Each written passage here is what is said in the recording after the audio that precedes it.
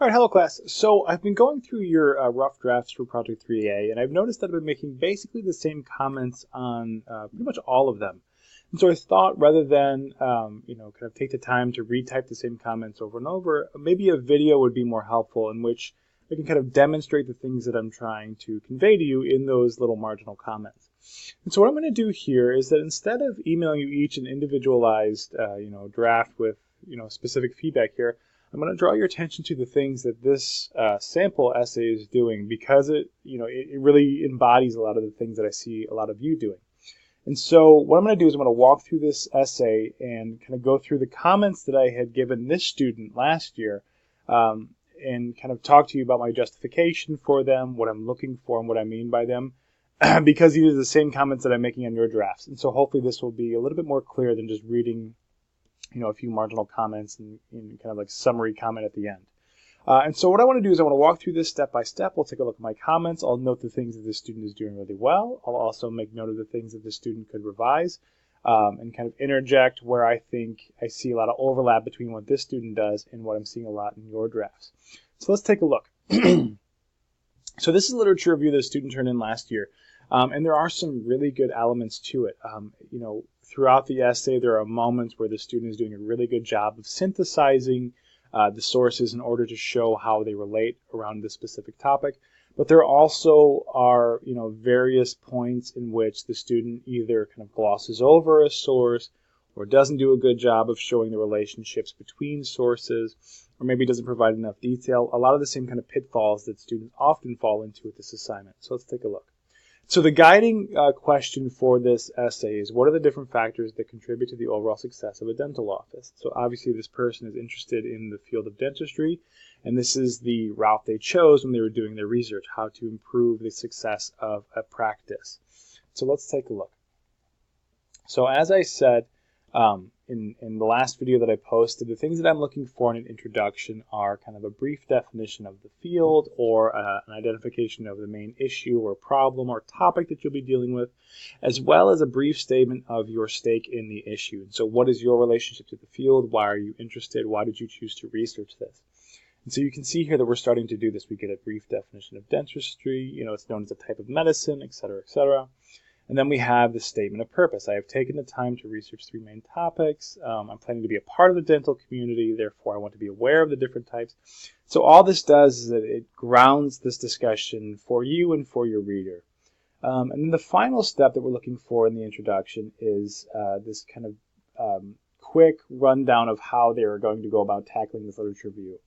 So this review is structured in a way where the first different types of advantages are discussed. They focus on the different interpersonal financial strategies that dental offices should implement. Next, the review does this. And finally, so again, just kind of foregrounding the various moves that you're going to be making. So you can see here, this is something that I encourage them to do. It's something, that I want to see you guys do as well. But also, you'll notice that with all of this, there isn't really a statement of purpose at the end of it. And what I mean by that is, you should wrap that up, that first, second, third, or this is how I'm going to tackle this, with just a brief statement of what you hope to achieve by doing this. And so, for example, first I'm going to tackle this, then I'll tackle this, then I'll tackle this, and I'm going to do this in order to think about how experts in the field are dealing with this topic, right? And that can be enough of the statement of purpose, just some sort of that summary statement at the end of it that gives me your reason, your purpose, or your goals for writing this essay. All right, so moving on, you can see that we're starting to move into the sections. And so this is something that I've been talking about for a while, something that you've been working on, how you're breaking up your sources. And so the first section that we have here is the growth of the dental offices by instilling different competitive advantages within them. And so what we're going to see is how the student has grouped various sources together that are all relating to this topic of instilling different competitive advantages. So let's take a look at this first paragraph to see how they begin this. So in order to maintain a sustainable competitive advantage, it's essential for dental offices to create an atmosphere that is welcoming to patients. Excellent. That is a really good opening statement for this section because it's focused, it's clear, it's concise, but it's also setting up everything that's going to follow. So dentists must possess skills that will contribute to creating the patient-friendly environment. And then, boom, we immediately move into the first source. And what I like about this is that the student doesn't spend too much time kind of waffling between summary or introduction or background information, we've already got enough of that. And so it's okay just to immediately move into your source. So as outlined by Naomi Cooper in her article, 6 essential skills for leading successful dental practice. It is important that dentists create momentum, being an example, celebrate wins, invest the team, inspire, motivate, and continue learning. Okay, so let's stop there for a second because there's some really good things going on here. First, we've got a clear introduction of the author, followed by a clear introduction of the source. Second, we have a really concise summary of what this article is about, and that's what we're looking for. Some of the drafts I've seen so far, you guys are doing some really good work, but maybe erring on the side of too much summary, right? All we're looking for are like the main points of the argument, right? We don't need to be completely well versed in this source, but we do need to have a sense of what this source is about in order to see how this source relates to other sources. And so, and to continue on. So these skills are not only important for the office to spread to their patients, but also to instill within themselves. The author elaborates on the importance of these skills and how they allow the dental office to maintain a positive environment within it. Having a positive environment is very important when it comes to a successful dental office.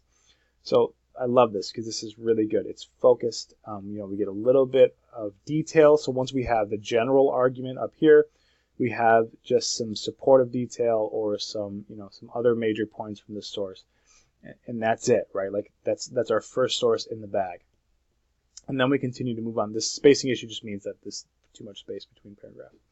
So moreover, dental offices are able to build a strong competitive advantage when they're able to create a positive environment for patients, including children. And so you can see here, if we look down a little bit, the next source that this author or this student is setting up is a source that's talking about children.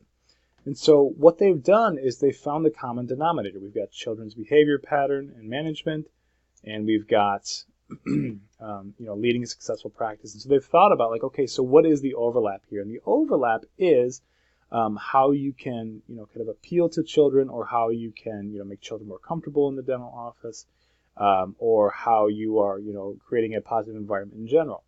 And so this is a really good moment where we see that common denominator come out in order to tie these sources together. So let's keep going. So children are often afraid, they're nervous. As a result, it can be stressful. And so boom, we're into our second source. As stated in the article, children's behavior pattern. There are 2 main methods dental offices can use to, including relaxation and acceptance. And so what this person has done is they've noticed that in this article, we're talking about how to make kids, more comfortable with the dentist office. In this article, we're talking about how to be successful in your dental practice. And we've tied them together with this really neat transition. And so that's all I'm looking for from you guys as well, is just what is the common denominator? You've got all these sources, and they all showed up in your research for a reason, because they're related to the topic in some way. And so what is the relationship that you see?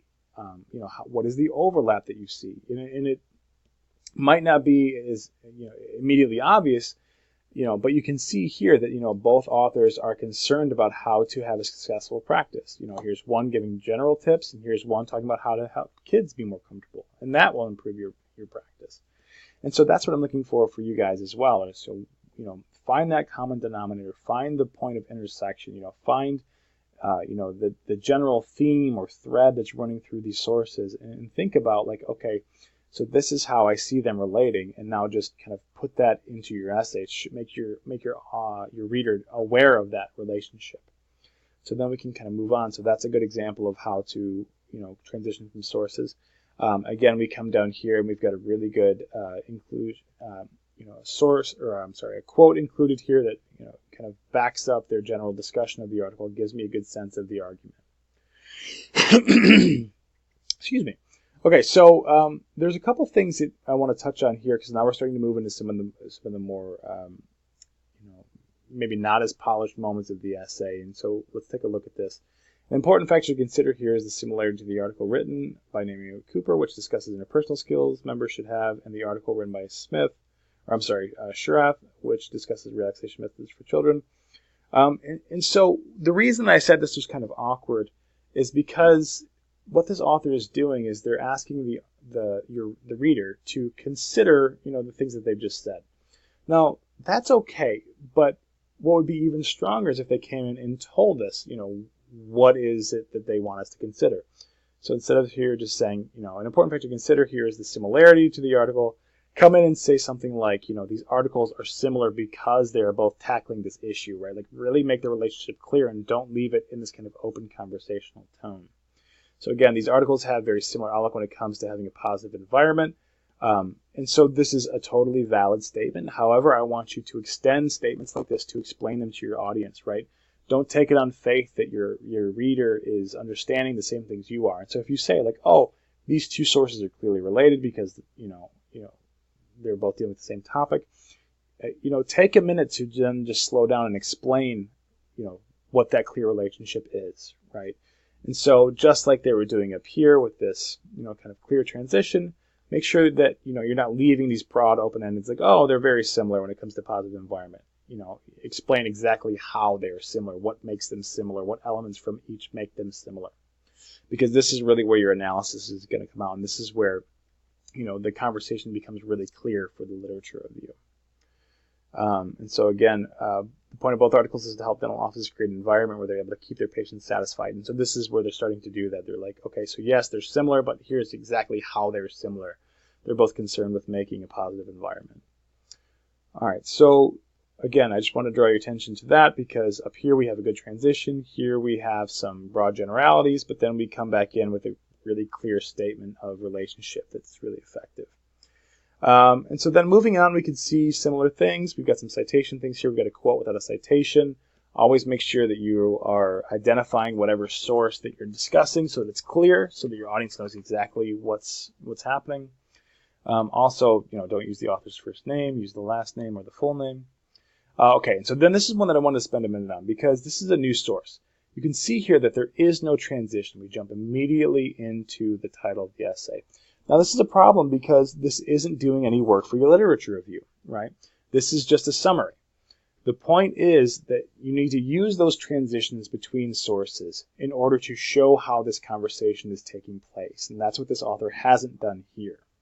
Instead, we get a brief discussion of the source with like one or two sentences. So it's not a lot to go on. We don't have enough detail from the source to really understand what the argument is. We don't have any quotes from the source. Instead, we just get this kind of brief, almost like an afterthought, like, oh, by the way, this source is here. And then the problem with that is then they come down here and they try to use that to do the same kind of analytical work they were doing up here. And you can see the difference, right? So we've got, one and, almost 2 pages, like coming down, or like 1.5 pages coming down. That they're using to set up the first analysis. Then we come down here and we get like a paragraph. So the problem with that is that it doesn't give you enough room to really show, how these things relate. And so make sure that you're using transitions to set your sources up, and that you're explaining clearly how these sources relate to each other. We get a little bit of that down here, but essentially, like this is meant to do the same work as all of this, right? And so that's the problem. So make sure that you are, not just glossing over some of your sources. So coming down, you can see we've transitioned into a new topic due to the momentum that scientific and dental communities recently picked up. It's almost important that dentists stay updated regarding the latest technology. And so again, it's okay to have this kind of nice firm break between, environment and technology. Oops. You don't need to, worry so much about transitioning between sections. The idea is that each section is kind of like a self-contained discussion of your sources, spacing issue. We've got some passive voice things here, like is discussing, is explaining, right? I'm not as worried about that, but try to use active voice when you're writing about these articles because it makes it seem more engaging. And again, we've got some good detail here, kind of like what we saw above. All right, so moving on. This is another thing that I wanted to address. So here we've got a setup of another source, and then we have this right here. This article was interesting as it mentioned how it was spread. It's good that you find it interesting, but that's not really the point. We're not really evaluating the source or responding to the source with our own opinion. Instead, what we're doing is we're discussing clearly how sources relate, and so try to steer away from the opinion, I liked it, it was interesting, it wasn't interesting, stuff like that. Okay, so I'm going to be posting this under the Week 9 folder so you guys can take a look at. So you can kind of take a look at the sample in this video. Hopefully this helps. Like I said, I felt like this would be more effective than posting just kind of random marginal comments. So if you do have any questions or concerns, please email me and I will get back to you as soon as possible. If not, keep working and I will talk to you guys later.